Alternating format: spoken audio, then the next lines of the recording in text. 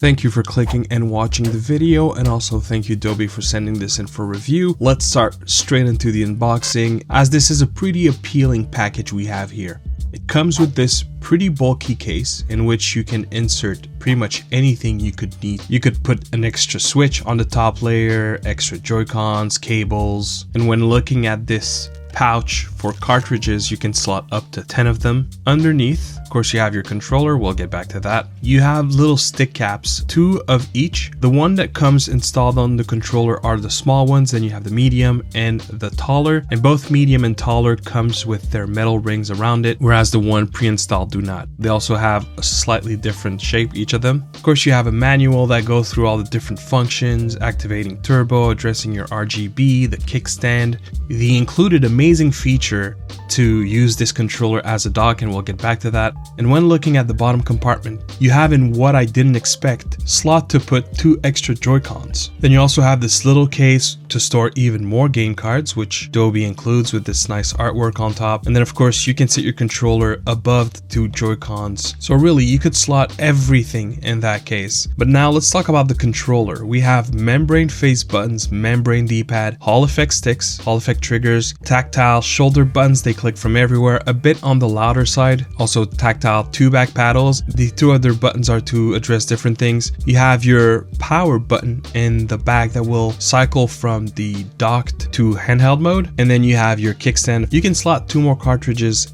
in what I call the cradle controller itself, and then up top you have your 2 USB-Cs as well as an HDMI out. So really this controller is designed to be everything you could ever need. A dock, a handheld solution, it's got it all. When slotting your Switch OLED or your regular Switch, it works with both. It has a felt in the back to not scratch your device, and it has a very nice fit, as you can see here. Also, the little parts that push out to hold your Switch in place also have a little bit of felt to prevent from scratching the front as well. And then of course, if you have never activated using a controller through USB-C, make sure to do that in your console, otherwise it's not going to work. But as you can see here, we have RGB around the sticks, and we do have rumble as well as gyro on the controller. However, it is a regular rumble, it's not HD. We don't have amiibo support. It can wake the switch, and then you have a slew of other features such as turbo and addressing your RGB. You have breathing mode, solid colors. You can cycle through a couple of different options. When you prop it up with the kickstand, you do have a little bit of space underneath, and you also can prop it up without the kickstand, although it leans a little bit forward, so I don't know how much of that I would want to do, but I guess it works. Let's go a little more in detail.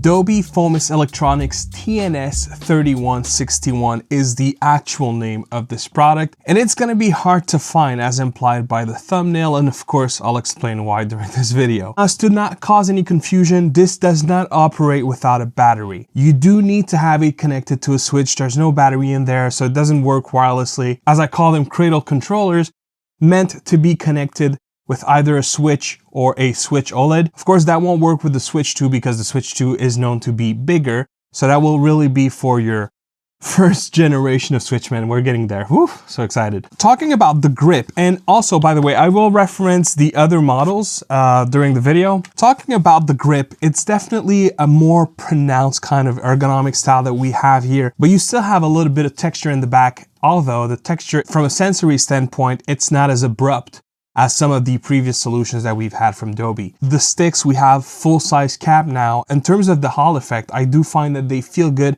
and I like the fact that we also have the metal ring around. Quickly, I did mention the 2 back buttons, and they each have a different purpose. The one on your right hand is to address the vibration. So you hold it for a second, and you'll feel the controller rumble to 4 different degrees, and the 5th level is just shutting it off completely. Now, the other thing you can do is also set macros and extra buttons on your back paddles, and that you'll do with the extra button to your left hand. So you want to hold it for 2 seconds, and you'll see that little light flicker.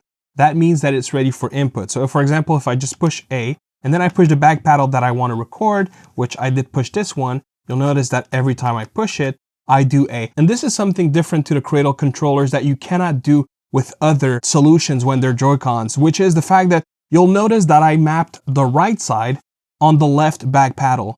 If you know about third-party Joy-Cons, you'll know that usually you are stuck to the side of the Joy-Con in terms of input. So for example, you cannot put D-pad on the right paddle, and you cannot put face button on the left paddle. So for example, here I have now A on the left paddle, And if I go ahead and map it again, so I'm going to hold the button for 2 seconds, it's going to flicker. And now I'm going to do a D-pad, say left, left, right, right. And I'm going to push the right paddle this time. And you'll notice that it will repeat the actions with the right paddle. In terms of macroing, this is a big advantage with Cradle controllers that you do not have with separate Joy-Cons that have this similar feature. From what I've seen, everything works great. It's very granular, it moves right, nothing abnormal. And as we're here, I'm testing the analog sticks as well. And as far as I'm concerned, the curve does feel nice. I don't feel any kind of magnet to the sticks either, but just to be safe, let's go into the calibration tool to check it out. We have a little bit of dead zone. You can see here that I'm moving the stick a little bit and it's not doing anything down the middle. But the moment we move, it starts at the ground level, which is great because sometimes it kind of jumps the middle. That is not the case here, so you can really be granular with your inputs. I'm not sensing any magnet to cardinal axis either, so that's fine. You have a little bit of outer dead zone, and these are Hall effect, right? So you shouldn't be experiencing drift anyways. But just to say, even though I cannot test on a PC as I usually would, these are for the most part very good sticks for Switch, and I don't expect any issues whatsoever with them in terms of precision or just overall having a positive experience. And they're full size, right? With a nice wide gate, so you can really have a lot of movement on them. And the tension is not too stiff. I'll put it on screen right about now. Very nice tension as well. And while we're here, I forgot to mention it during the unboxing, but the triggers, you have a full motion and the actuation happens approximately halfway of the button. As you can see, it pushes about here and I still have a little bit of play. And you have a little bit of dampening also at the end of the trigger. I do like the feel of the texture from the previous ones, which are different. I find that these ones are softer, but you do feel them very nicely, whereas this was a little bit more rough and you felt it a little less. So it's kind of just a completely different grip style. This one is also more pronounced, so you have definitely more of an ergonomic grip here. Feels really good in terms of the grip itself. In terms of the texture, I also did like what they did with the previous one, but this is very nice as well. And I much preferred the D-pad versus the previous one, which kind of tried to imitate the Vita style, which wasn't bad, but it wasn't the greatest either. Well, we're about to test it. I'll show you guys, but it feels really good. You have a very wide divot in the middle with a slightly smaller one down the middle. You do have a center pivot. You do have a little bit of a steep curve on the edges, but because of that divot, I find that it's really easy to operate and pleasant to operate even from the center. It's one of the better D-pads I have found to do so, which I did not expect that on a DOBE Fomis Switch controller of all places. But yeah, it works really well.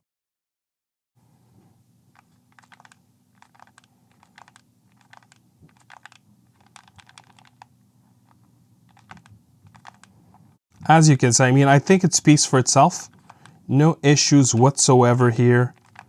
It's one of the better implementation in terms of D-pad. So that's another thing. If you're into fighters or platformers, man, this is a good D-pad, and it's membrane, so you can really clock it for hours. That center divot feels so good on your thumb. Really a great implementation by DOBE. One of the best I've seen on the entire Switch platform. I prefer the feel of what you have, for example, on the M6 HD Joy-Cons controllers. However, this is silent. This is something that is also going to be a lot more pleasant to use in the bedroom, minus, of course, those tactile buttons, which could potentially be modded. But yes, D-pad, A1, honestly, great implementation. And I guess the last thing for me to show you is turbo. You hold the T for turbo, and you push the button you want to turbo. So whenever I push it, it's going to turbo. And now if I just push it again, it will auto turbo. And if I push it one last time, it'll stop turbo altogether. And then of course you have your capture button here, your RGB switch. For the most part, I mean, it's extremely complete. You don't block anything in terms of the game card, the 3.5mm jack, your volume button, everything. The only thing that you block really is the USB-C at the bottom, but you don't need it. That's the thing. Now, of course, you can then from there plug and charge your controller from the top USB-C, or you can of course use it as a dock. So if I plug, for example, my battery bank here, you can see that you can just charge and keep playing. One of the great features that this thing has, of course, is the ability to be able to use as a dock as well. HDMI port of the Switch. So now technically everything is connected. However, my screen is not going to work because it needs power. Now the one thing that's interesting is usually if you dock your controller with Joy-Cons attached, it will not let you manipulate the Switch itself while it's docked.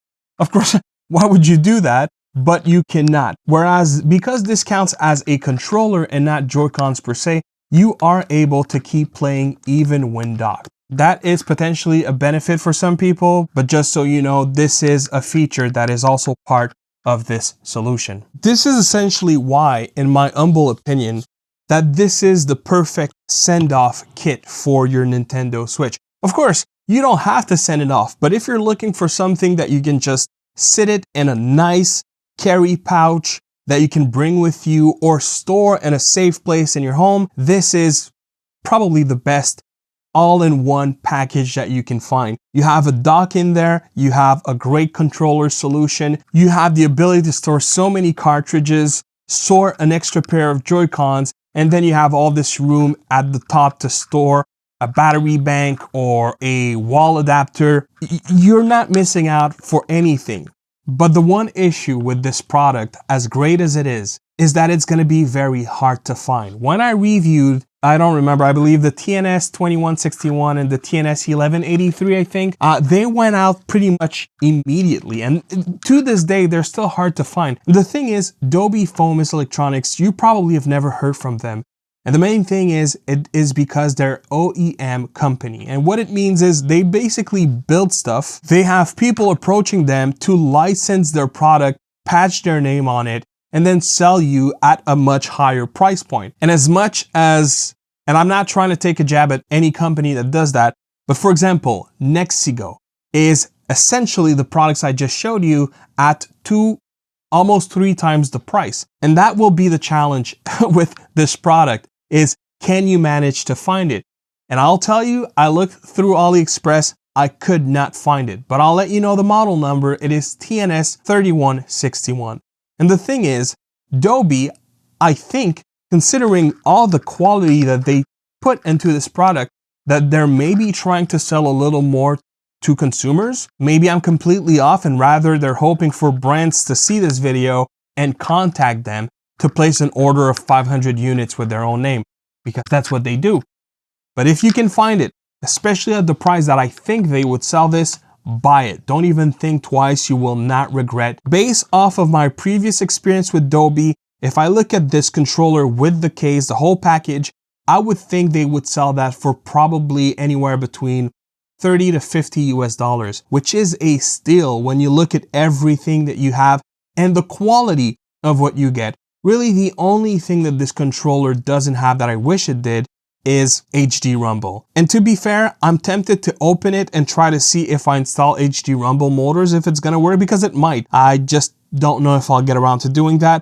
But with all that said, the quality of this product is stellar. It's really good. And for me personally, with the case and everything, this is how I'm saying goodbye to my Switch 1 once the Switch 2 enters the household. I'm gonna sit it in a pouch in a safe place, and whenever I need to play with my older device, I know where it'll be, I know where everything will be, and that's kind of what I like with this kit. Beyond the fact that it's just great to have. We're traveling to the States in March, and this is the pouch that I'm gonna put it in when going over the border, because this is, again, such a nice, tight little package where everything is there. Once we're in the hotel and we wanna plug it to the TV there, I'll have my whole kit, not even gonna think twice, did I forget something? No, yes, whatever. It's all there. And so that is it, guys. I wanted to show you this product because just like the previous one, there is a possibility that you'll find it right now. I did see it listed twice on AliExpress, but for absurd prices. It makes no sense. It was something like 75 USD and about 200 USD. Makes no sense. That's just people trying to make a quick buck. Don't do that. Wait a little longer for DOBE to list this. And if you find other places where they do sell it, please drop it in the comment box so that other people can potentially shop for this thing, because otherwise I do think that you'll see other brands pick it up from DOBE and patch their names. There's not really much else I can say about this controller.